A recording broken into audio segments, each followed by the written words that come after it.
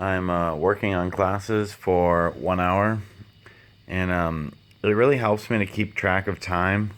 That way, I'm not like fooling myself on how long I studied or didn't study. And so, yeah, I was watching this week's video lecture, reading the announcements, and of course, I look up here and see how many days I've been sober, and it's been 6 days. And for whatever reason, today I was feeling a little bit hypermanic, so I went and I bought a couple beers, and yeah, I was drinking a little bit while I was watching the lecture for this week on epidemiology about cohort studies. Cohort means groups, and there are two types of cohort studies: retrospective and prospective. And my favorite retrospective and prospective simultaneously is my favorite study of all time, the Harvard study of adult development. And you can find it on TED Talks. Pretty cool. Yeah, that's me feeling a little bit hypomanic today.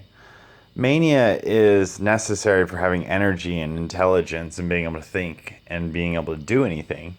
But there are two forms of mania. There are hypermania, where you have a lot of happy chemicals while you feel a lot of energy. And then there's hypomania, which is also a very increased state of energy and drive and focus without the happy chemicals. So sometimes when I feel hypomanic, like lots of energy, but I feel kind of negative and snappy, I'll just have a beer or two.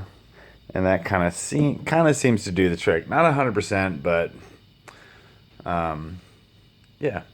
So I don't really recommend drinking beer, but if you do once a week or once a month, it's kind of my philosophy.